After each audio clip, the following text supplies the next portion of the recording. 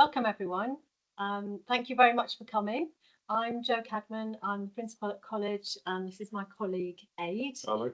We're just here for the first few minutes of this presentation, really to let you know what to expect. We think we're going to take about 45 minutes today, and we're hoping that there'll be the facility for you to ask questions. No, there won't. Technical difficulties with the asking questions. Apparently, this is a Teams issue with the Q&A function. So in that case, what I'd like to suggest is if you have a question that you really would like answered during the session, if you email paprincipal@colchsfc.ac.uk, we'll try and help out. We've got it won't come to us. So there's a team of people just behind us who will pick them up and send you an answer straight back. So please do feel free to use. Otherwise, I mean, what I was going to say anyway was that the Q&A function on Teams would be something which would be public questions. So really that will be about general questions. If you have a specific question that relates to your son or daughter, please do get in touch with their personal tutor or their senior tutor. We'll talk a little bit about that in a minute, about how to do that. And they'll be able to help you with that. Okay, so the purpose of our webinar this afternoon is to give you an idea of what to expect from college, and also to give you a little bit of insight about what your young person will be doing and will be going through. I realise young person is a bit clunky.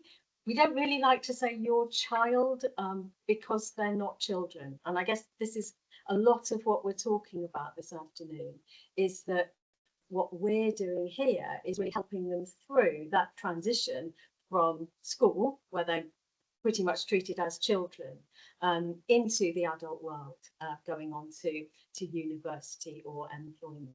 So I think, what you'll find is that some of the ways in which we operate are really quite like school, but others are a bit different. So, that will be true for your young people, and that will be true also for the way in which we interact with you as parents. So Aid is now going to tell you just a little bit more about that before we then hand over to two of our senior tutors, Hayley and Lauren, who will talk through things in a bit more detail. Right.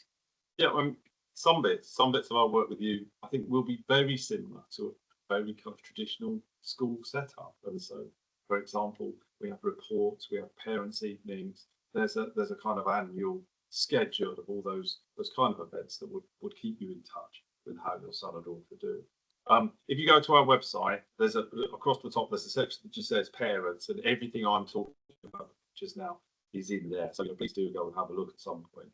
One of the things that's in there is an overview of the year, just kind of broken down term by term, and that means that it does put you in a position to think, oh well, there's a parents' evening coming up towards the end of next term, and that things, and you can see how it all fits together. One of the other things that you can see on there, something we do here, it's called an SSA.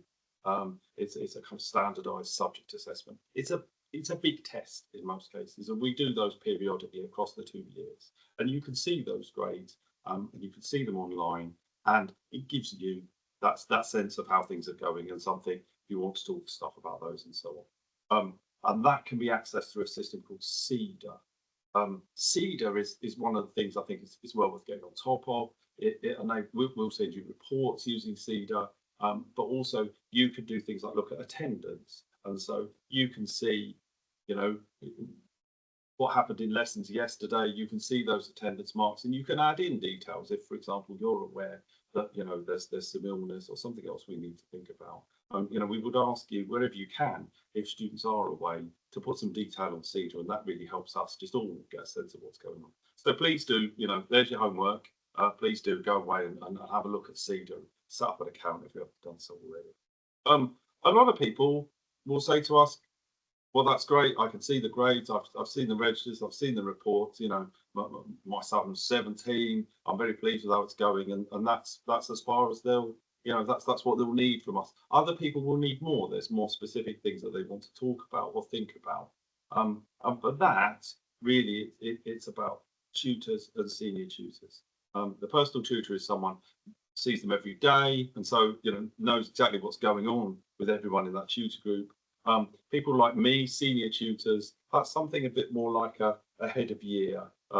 If your son or daughter's tutor group begins with one, hello, it's me, I'm the senior tutor. As we go along a little bit, and my colleagues Lauren and Hayley introduce themselves, I'm sure they'll tell you which division they are as well. But if you want to talk to one of us, and we do really value that communication with parents, and there are lots of things that people want to come and talk to us about, that they're concerned about, things they want to know more about, please do get in touch. Drop us an email. Now, we sent home a piece of pink paper day one. I don't know I don't know about putting things in students' hands that go into their bags, but if you've still got it, or if you can find it in their bag, there's a pink sheet that we thought, people can put that on the fridge, and it's got tutors and senior tutors emails on, and a copy of the timetable and various other bits and pieces that we thought parents might want to know. So if you can find that pink sheet, get that on the fridge, that's great. But basically, email us, use any email address on the website. It'll get to the right person, even if you're not quite sure what that address is, and we'll be delighted to help. Okay, so are we ready to hand over to Hayley and Lauren? Here comes the main event. So here comes the main event. Welcome, Hayley and Lauren. Hello. We're hoping that you can see us. Yeah, we're hoping you can see us. We think we've been toggled on onto the screen by our lovely colleague Sarah, who's running it behind the scenes. So I'm hoping someone will let us know if you can't hear us. So hopefully we're good to go. So yeah, we're very excited to be here to talk to you a bit about this, about the college this evening. We think that we've hopefully come up with some questions that we think you might want answering, because we've been talking about it today, haven't we, Hayley? College is quite a sort of mysterious place for many parents, I think, and many people within the Colchester town in general. Yeah, I think it's something you might see as you up on the hill, or you're on the high street, you might see the college and think, oh yeah, what actually happens there? It's a place where perhaps might have some questions, and we're hoping that tonight we might be able to answer some of those, particularly things to do with how you might support your young person, both at the start of their time here, but also throughout their time here. Absolutely. So as Aid and Joe said, we're senior tutors at the college as well. So my division is Division 5. So if your young person is in a tutor group that begins with the number 5, then you might have spoken to me already, or we might cross paths at some point. And my division is Division 3. So again, if your young person's tutor group starts with a 3, you may have already spoken to me, or you may speak to me in the future at some point. Absolutely, and we're of course coming to you as people who work here at this college, and we both really love working here, and we both have lots of really positive things to say. But I've worked here for about 11 years, and I was also a student here, so I think hopefully also I can share a little bit about the kind of student experience, although things have changed in that time, obviously. So yeah, shall we? Yes. So our first thing that we wanted to discuss or talk to you about. Oh, slight technical difficulty. We will have to move it on. Just bear with me a second. You can start talking, Hayley. Yeah. So the first thing we wanted to speak to you about was what actually support there is for your young person. So who is it that surrounds your young person in terms of providing them support in both in lessons but also outside of it? So initially, I suppose the first form of support that your young person probably has met in college would be their personal tutor. Yeah, absolutely. Yeah. They are a little bit like a full tutor, aren't they? Yes. Yeah. Which is, I think, a really nice thing, because it's a big jump, obviously, from school to college. There's thousands and thousands of students here, but the kind of personal tutor role and the pastoral support makes it hopefully feel like it's not as big of an adjustment from school, because the tutor groups are the same sort of size, aren't they? They are, yeah. Yeah. So that's your personal tutor, and then your senior tutors, like Lauren and I are, I suppose, a bit like their heads of years. Yeah. So they might speak to us about course changes or their plans for the future. We might be the person that they speak to if they've got any concerns or if there's any problems or difficulties that they're facing. Yeah, absolutely. So at the moment, a lot of what we're doing is sort of talking about courses. Yes. So students coming to see us about changes of course if they need to, changes of additional studies as well is probably more common. But then throughout the year, our job and our role kind of changes, and we'll talk about that as we go through. Absolutely. And in the classroom as well, they've got their wonderful class teachers, and we'll touch on this again later, but the class teachers are the personal tutors there. They very much overlap. They are the same people, if you like. So, but we'll talk a bit more about pastoral support and academic support later on too. Absolutely. So they also would get support from support staff, both, you know, in terms of library and things like that. Yeah. And another form of support for them is actually their peers, and that's one of the really lovely things I think about college, is they get the opportunity to meet lots of new people, make lots of new friends. That's certainly. Yeah, so this is our college community, really. Again, we're talking about how it's like a mysterious place, and we're sure that parents are wondering, you know, who's in there and who's looking after my young person when they're going off every day. This is who it is, and that's hundreds of people who are all dedicated to supporting your young person. So and it's really nice because it is a fresh start. It is a new start for them. Absolutely.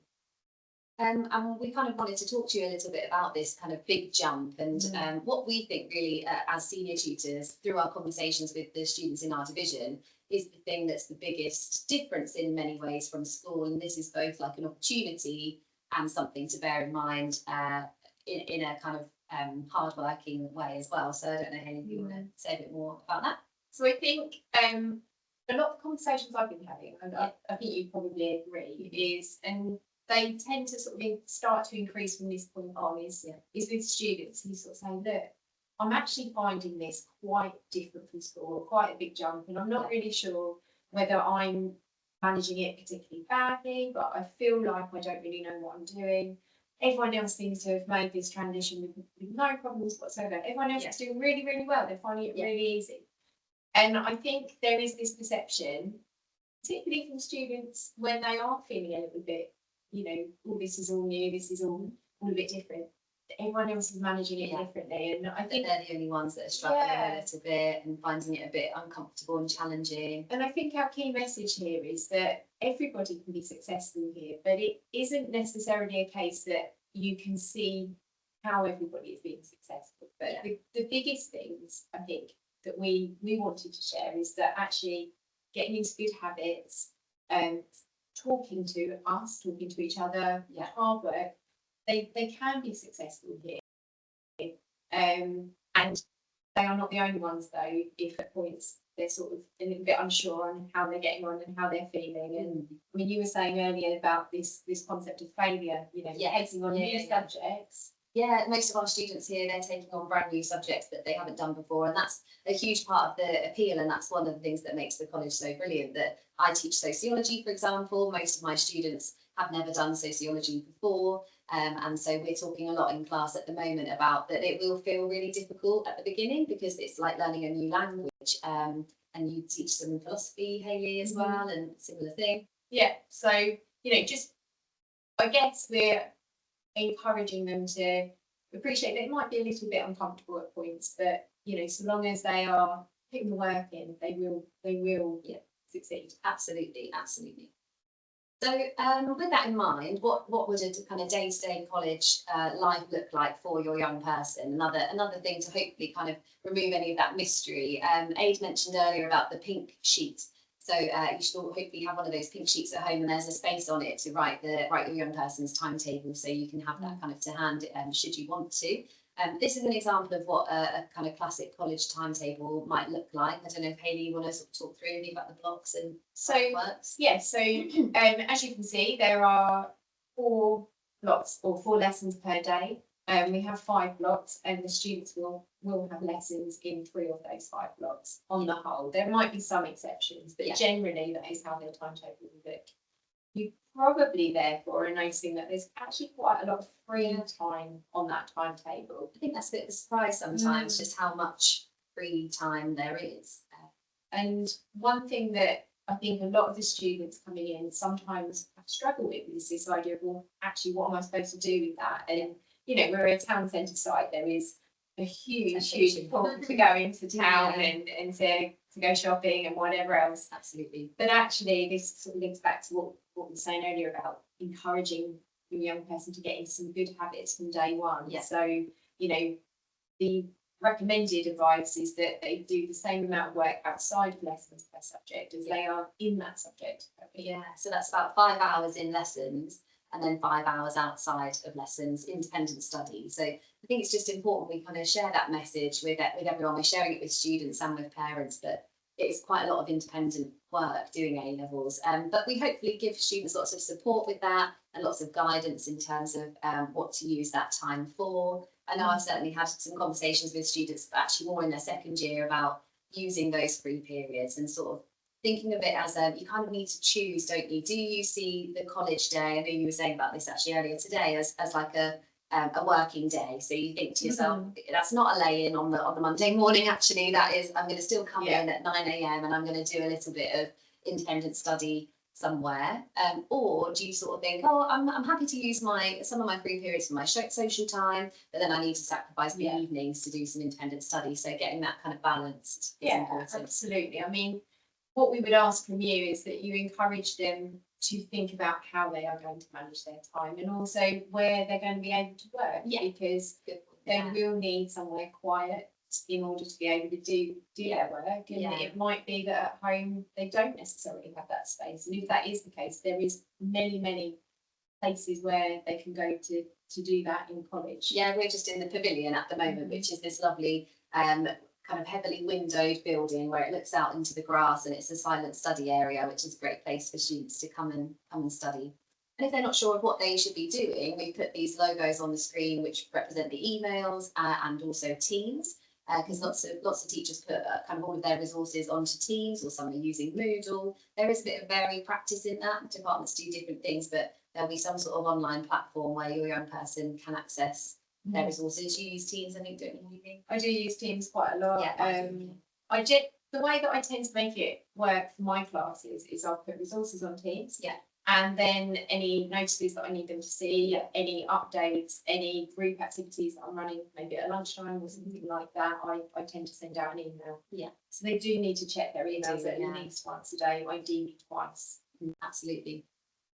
Okay, so that kind of leads us nicely into thinking then about what kinds of things young people can do to maximise their success. What kinds of personal skills are we hoping to help them to develop? What kinds of attributes are going to help them? So we've talked a bit about what we think are our kind of most important ones. And for me, I think it's getting into the good habits early, which Hayley's touched on a couple of times already. Because if you're sort of building habits from day one in terms of organisation, getting into lessons, using those free periods for independent study, it's easier to continue that. And we obviously we know that as adults too, that any habit that you form is quite difficult to break. So if that habit then is to not use that time productively, it's harder. Quite difficult. Down the line. I mean, you were saying earlier about the importance of how you approach in terms of your mindset as well, and you know that is really important. So yes, it's things like being self-motivated, proactive, asking for help, for advice, for guidance when needed. But it's also how you might respond to some of those knocks as well. Because we all have them, and it's not so much about, oh, I didn't do particularly well in this particular assessment or something like that. But it is about encouraging a young person to think about, okay, so that didn't go so well. Well, what am I going to do now? I think one of the real positives about this college is the relationship that the young people form with their teachers. And I would hope and I would encourage them to sort of say to the teachers, oh, I didn't do as well as I'd like in this. What can I do to make a difference? And I think that's really absolutely important. And indeed their personal tutor. And lots of these things are being communicated to the students as well in our tutorial programme. So I will mention that a little bit later, but it's just worth mentioning now that today their tutorial was about being a successful college student, and we actually got some of our ex-students to film some video clips for us of them talking about it firsthand. How can they succeed as college students? And they were saying actually most of these things like mindset is really important, and staying organised, getting into good routines and habits. So yeah, they've hopefully heard it directly from them as well. So attendance, this is certainly something big deal. It's something that we talk about a lot with our students in our classes and also in our divisions as well. And we've sort of made this point here at the very bottom that attendance is the most significant indicator of success. So it goes back to what we were saying earlier. This is a fresh start for students. And if they're here and they're sticking to their routines and they're in class, then they have every chance of being successful. And making the most of it, actually. So college is a fantastic environment to learn, but it also offers a range of opportunities that we're going to speak about later on. Yeah. But they do have to be here to be able to engage with that Yeah. and to build those relationships and to get that support and have that experience. Absolutely, and we do treat the students a little bit differently to school in this regard. So at school, you probably would have been familiar with an attendance officer who would be sort of get an alert immediately if a student was absent, and then perhaps you would be contacted as parents. But the way we contact parents here is a little bit different. I mean, actually, quite often a personal tutor will come potentially to me before coming to a parent. Not always, it sort of depends on the situation, but you might find that when if things first start kind of dropping off in terms of attendance, we will encourage the students to sort it out for themselves and to talk to them about it, us and personal tutors perhaps before coming to you. But at the same time, you can also check it out on CEDA as well. Yes, And I think that's a really powerful tool. The table that we've included on this slide is we just thought it was quite impactful to share actually the impact that attendance does have on outcomes. So as you can see, students that got an A star, their average attendance was 96.3%. Yeah. Whereas the attendance of students that got, say, an E was 88.4%. Yeah. And I think students are quite shocked by that Yeah. actually that is how much impact it tends to have. It does make a difference, absolutely.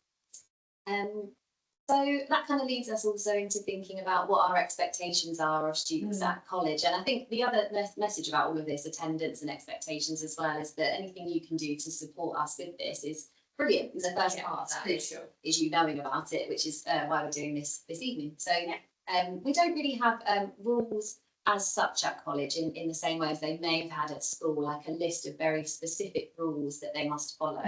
But we do have our college community code, which is sort of like a workplace. It's a bit like a workplace code of conduct.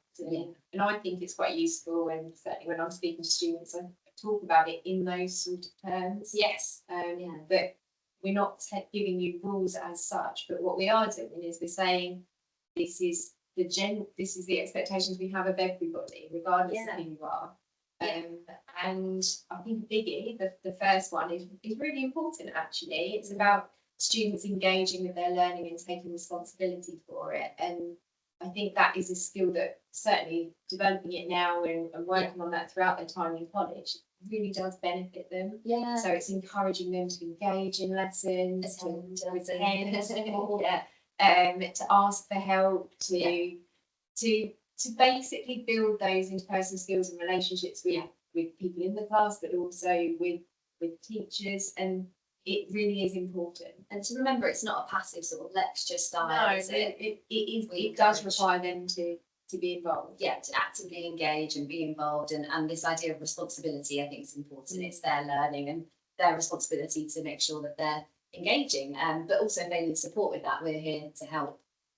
So these are our sort of underlying principles, really, of the College Community Code. The full College Community Code is on the website. And I think that first one, as Hayley's outlined, is quite a lot to do with their engagement in their academic kind of learning and the opportunities at college. Yeah. But the other two, I think for me, sort of underpin our expectations of behaviour and how we treat others in the college community.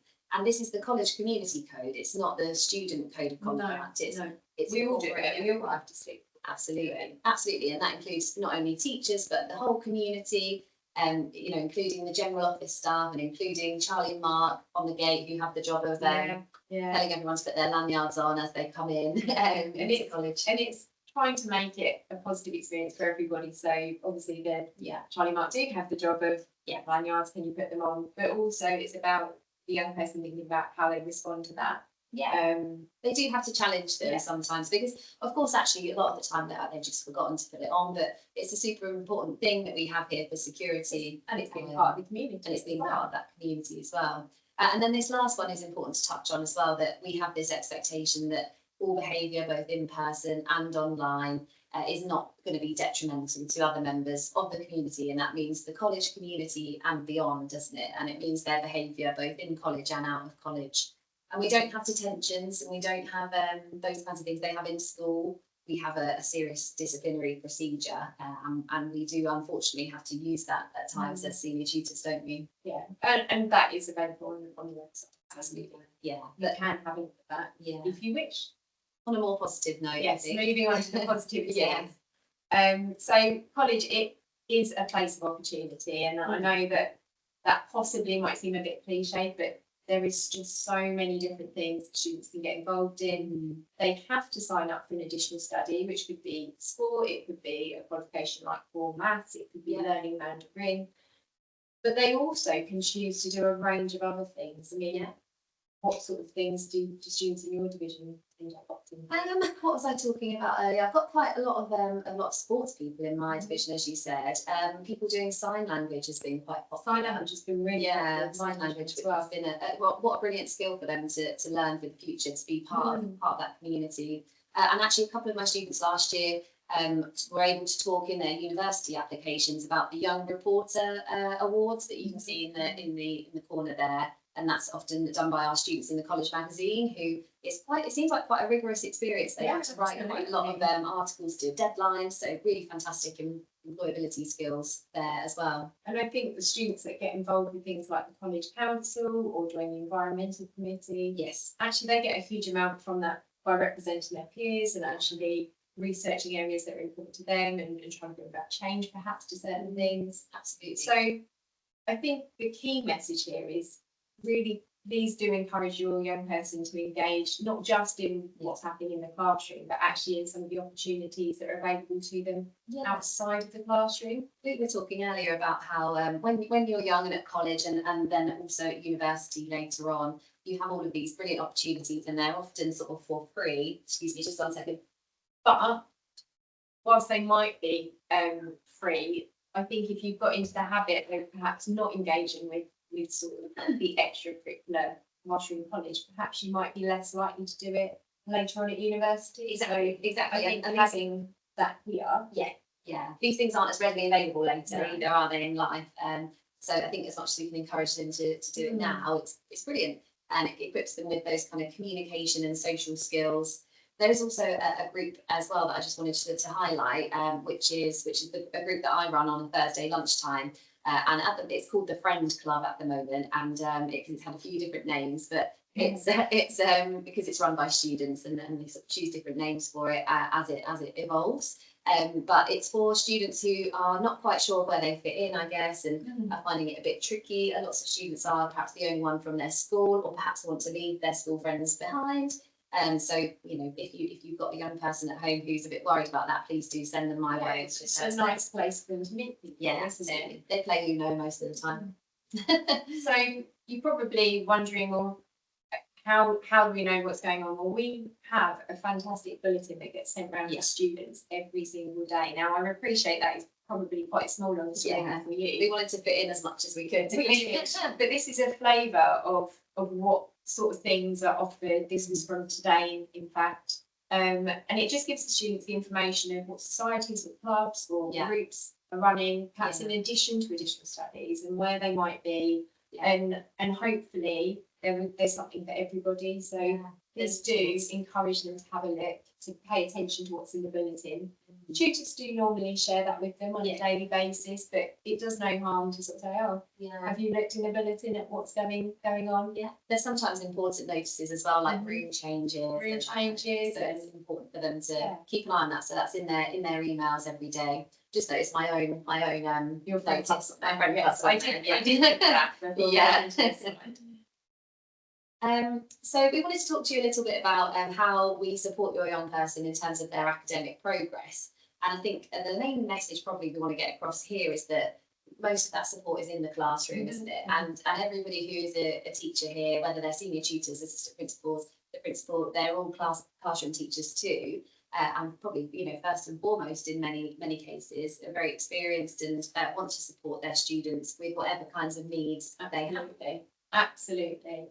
But we also have things like the peer mentoring system, which many subjects run, and it is fantastic because you get students from the first year working with students in the second year, but you might also get students that are in the same year group working together. And it's basically an opportunity for them to, without having the teacher there, work together to better both of their understanding. So for second year students, it might be a good opportunity for revision, but for first year students who perhaps don't always want to be saying, well, I don't really understand this, or perhaps also feel like we as staff learned it so long ago that, obviously we've been teaching it quite some time, but to them it's new. Actually having the opportunity to speak to somebody else who probably felt like they did at this point last year is really good. Definitely. We also have some of these study skills workshops because we have a fantastic learning support team who some of you may have spoken to, some of you who would know the language of EHCPs and HLNs, because students have very specific support needs that they need help with. But also the learning support team do run study skills workshops that are open to anyone, and they're often advertised in the bulletin. And often learning support do a lot of kind of behind the scenes stuff that won't necessarily be written down on a plan, but they're talking to class teachers and they're saying, Hayley needs this particular type of support in class, can you be a bit flexible? And class teachers are doing that. And I think that's quite important to mention actually, because rather than necessarily it being students going to learning support, all teachers here are teachers the same. Oh yeah. All teachers here are guided by the learning support team, but are the ones that will put in most of the sort of adaptations for your young person. So it is quite likely that most SEND support is done within class by class teachers. Yes, definitely. And then on the bottom there, we've got personal tutor and senior tutor. We've sort of touched on some of the work that we do. I think we might do in the next slide, in fact, thinking about the pastoral support. But like we said earlier, those things are very much hand in hand. So if your young person is struggling, we just encourage them to reach out to anyone, class teacher, personal tutor, whoever they feel comfortable with, and just get that support. So yeah, pastoral support, hopefully this kind of is a nice reassurance for students coming from school where they would have likely had registration every day as well. And so the personal tutor, like a form tutor, offers that day-to-day pastoral care. So Hayley and I each have a division. Within that division, there's sort of 13, 14 personal tutors, and they each have their tutor group of about 30 students. So similar again in size to school. Absolutely. And it's really important that students do attend the registration period because it is that daily contact. It means that we can check in with them and they can check in with us. It also is totally mixed who they're in their tutor groups with. So it's really nice that they get the opportunity to meet people that perhaps they might not have had that opportunity otherwise because they're not in the same classes, they're not doing the same subjects. Some of the things I miss about personal tutoring actually, because we see similar sides, and then you have I see just sociology students, and then you have your tutor group, and you see your physics and your computer and your everything else students. It's really nice. So it's nice to get them all together. Good mix. And they're talking about these key things in long tutorial as well. Long tutorial is once per week. And this is a programme of really important things that we teach the students. I am biased because I make the programme, but I do think it's a really very good programme. Oh, thank you very much. It's a very important programme, very important part of what we're doing here. We're not an exam factory. We're not just trying to kind of churn out students with good grades, although of course that really is a big part of it. We're also trying to help them to grow in this time of life when they are going between school and whatever comes next. It's such an exciting time. I often think it is like the most exciting time. I think so. Yeah, I think so. And they're becoming adults, aren't they? So we're talking about today, for example, next week, for example, there's some things on like mental health and wellbeing and building positive mental health. But there's also things about like library skills and using the library, finding a book in the library, and global citizenship. There's some things coming up soon about being an active citizen. So we try and keep it really varied and try and touch on lots of different areas of being a successful adult and part of the college community and the wider community. A touched on this a bit earlier. It did, so we won't draw too much attention to it, but just we thought it'd be helpful just to put a little bit of a timeline up for you of when you can expect to hear from us. I mean, obviously you can check CEDA for attendance all the time. But I think the thing that I wanted to say about these SSAs and reports and all of those sort of things is actually, unlike perhaps what they might have experienced previously at school, it isn't done to them. They're actually involved in a lot of the conversations. So we have student reviews after the SSAs, so the standardised assessments in October or in November. Every student will meet with their personal tutor and have a conversation about how things are going. And before that, they will have met with each of their class They will have done as well, and had kind of one-to-one chats with them, a bit like an appraisal at work. It's just like an appraisal, but I think that's really important because it's treating them as an adult and having them involved in that conversation. And then there is something that is sent home as a follow-up, just a summary of the conversations, which you would be able to.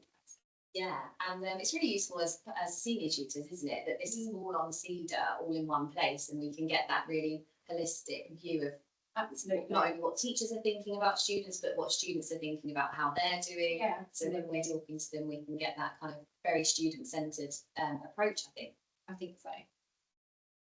And a big part of what we're doing, as I sort of said earlier in regards to the tutorial programme, is we are trying to move them on. They're not with us for very long. Not very long at all, less than 2 years actually. Yeah, it goes by really quickly. So it's not going to be long until we do start trickling in some of these little kind of ideas about thinking about the future. We've got a bulletin item, for example, that's Future Fridays. It's just a little kind of 5-minute activity of them just starting to get thinking about things. But we wanted to flag up some of the kind of groups and mentoring and support that's available, didn't we, at college for our students. So some of the things that are available for, we can see from the photo on the screen, that's from students that are part of our Doctors, Dentists and Vets programme, which is fantastic. It helps prepare them both for their applications, for interviews. It advises them on possible work experience or virtual work experience opportunities. The wealth of knowledge. It's incredible. It was run by a dedicated team who have experience in applying for these types of courses over many years, and really give the students the very best support with doing that. Absolutely. We'd be a bit lost without them. We would. Because they know everything. They know everything about every individual university and their entry criteria, and they give students so much detailed kind of feedback on their interview technique and their personal statement. And it's the same sort of thing with the Oxbridge programme as well. The Oxbridge mentors, they are fantastic at giving students this advice. Yeah, absolutely. But similarly, if that isn't what they're looking to do, we've got a fantastic careers team who can give advice with applying for other opportunities, jobs, apprenticeships.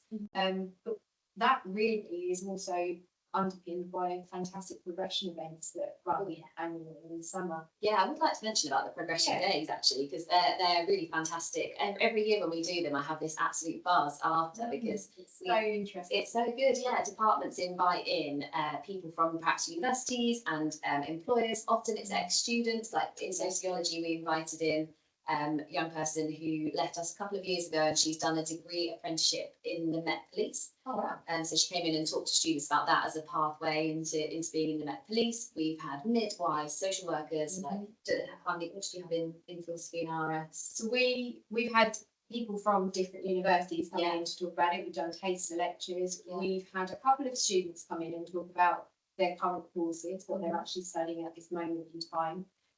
So there was a student talking about her course, which is a religious studies course that she's doing. So she was talking about that and how things that she had done at college were benefiting her. Now she's at university.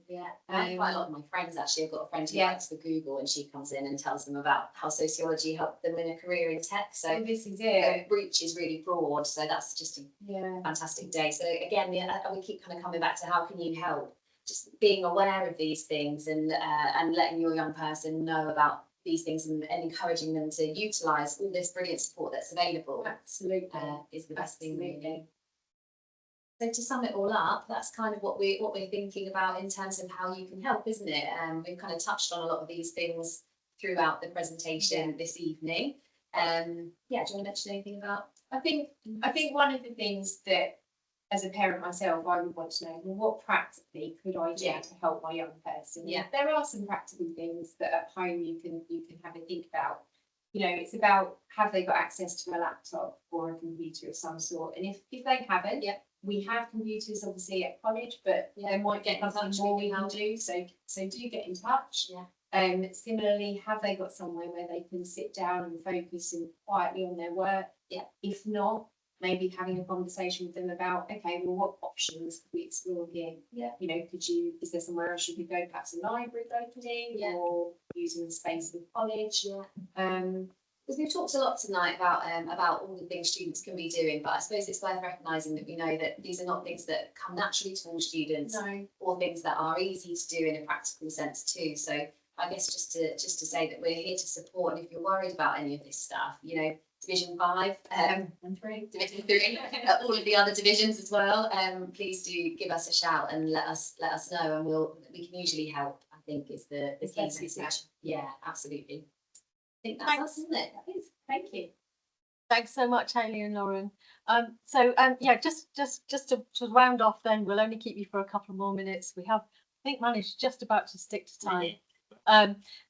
So because we didn't manage to have the Q&A function up and running during this session, we'd be really grateful for your feedback. And I think the best way to do that is you will have got the link for this from an email from the notices inbox. So you should have an email that's notices@Colchester FC. It would be lovely if you could just give us a little bit of feedback. Was this useful to you? Was it what you needed to know? And also, if you have some of those generic questions that you would like to ask, please feel free on that notices inbox, and we'll get back to you. Aid, I think there was one thing you wanted to say. There's only one at the end of every lesson. It's very important we remind people of the homework. So in terms of homework, please do go and have a look at the website, look at that parents tab, and just have a look at the various sections under there. And you know, if you've not already had a go at CEDA, you know, please do set up an account and get going on that. And I think it is a really useful thing for us talking to you, you know, about how things have gone over the year. But at the same time, you know, any concerns at all, please do email. Hope you have a good evening. Thanks very much. Thanks for coming, everyone.